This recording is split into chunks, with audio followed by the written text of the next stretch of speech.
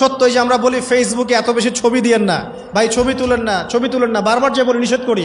কারণ কি জানেন? একটাই কারণ, বিকজ চোখ লাগাটা সত্য।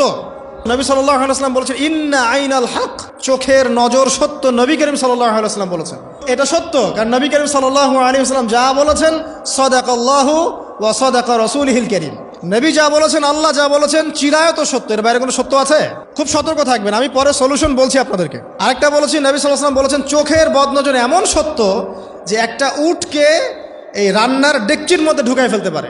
একজন সাহাবী গোসল করছিলেন, গোসল, এটা হাদিসে সহিহ, এই আলেম ওলামা যারা আছেন তারা জানেন যে এই হাদিসে সহিহ। একজন সাহাবী গোসল করছেন, তার গায়ের চামড়াটা খুব সুন্দর ছিল, একদম স্কিনটা অনেক সুন্দর, থাকে না এমন কিছু মানুষ? আচ্ছা, এখন আরেকজন সাহাবী এই গোসল দেখছেন দূর থেকে, দেখে বলছেন যে কি চমৎকার তার শরীরের রংটা, যেন কুমারী নারীর মতো, অনেকটা এমন একটা কথা তিনি বলেছিলেন। সাথে সাথে এই সাহাবী অজ্ঞান হয়ে পড়ে গেছে। কোন সাহাবী? যিনি গোসল করছিলেন। এখন এটার আপনি কোনো ব্যাখ্যা দিতে পারবেন না তো, এখানে কোনো সায়েন্স দিয়ে বা মেডিকেল সায়েন্স দিয়ে আপনি কোনো ব্যাখ্যা করতে পারবেন না। একটা ব্যাখ্যা দিতে পারেন, কিন্তু কেন সেটা হলো সেটা আপনি অ্যান্সার খুঁজে পাবেন না। তো নবী সাল্লাল্লাহু আলাইহি ওয়াসাল্লামের কাছে নিয়ে যাওয়া হলো তাকে। তিনি বললেন যে এই ব্যক্তির ব্যাপারে কি কেউ ভালো মন্দ কিছু বলেছিল? তখন একজন সাহাবী বলেন, হ্যাঁ, অমুকে বলেছে এর স্কিনটা অনেক সুন্দর, ওকে ডেকে নিয়ে আসো। ওকে ডেকে আনা হলো। ডেকে আনার পর নবীজি তাকে অনেক শাসালেন, তোমরা তোমাদের ভাইদেরকে কি মেরে ফেলতে চাও? তখন এই সাহাবী তো অবাক, আমি আবার কখন মারতে চাইলাম ইয়া রাসূলুল্লাহ, আমি তো মারতে চাই নাই, আমি তো খালি বলেছি যে তার গায়ের রংটা অনেক সুন্দর। তখন তিনি বললেন, কেন তুমি সুবহানাল্লাহ বললে না, কেন তুমি মাশাআল্লাহ বললে না?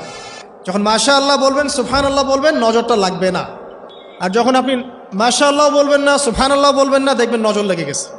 আপনি বিশ্বাস করেন ব্যবসা খুব ভালো চলছে, মানুষ বলল যে বাহ তোর তো ব্যবসা হেভি, লালে লাল শাহজালাল, ঠিক আছে, দেখবেন আপনার কেনা বেচা বন্ধ হয়ে গেছে। এরকম হবে, আমার কথাটা বিশ্বাস করেন।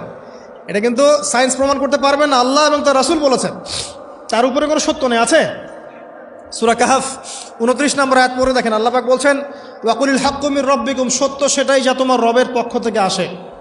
ফামান শাআ ফালইউমিন, যার ইচ্ছা হয় বিশ্বাস করুক, ওয়ামান শাআ ফালইয়াকফুর, যার ইচ্ছা হয় সে অস্বীকার করুক।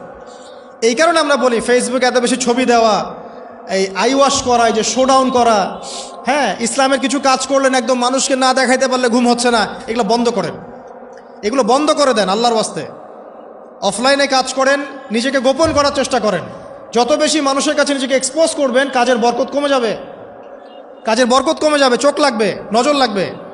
এবং চোখ লাগা বদ নজরে বহু আলেম আস্তে আস্তে মাঠ থেকে মাইনাস হয়ে গেছে না? যায় নাই? এখন কি আলেমদের সংখ্যা বেশি না কম? যত দিন যাবে আলেমের সংখ্যা আরও কমে যাবে। নবীজি বলেছেন আলেমদের সংখ্যা কমতে থাকবে, মানুষ জাহেলদেরকে আলেম বানিয়ে নেবে।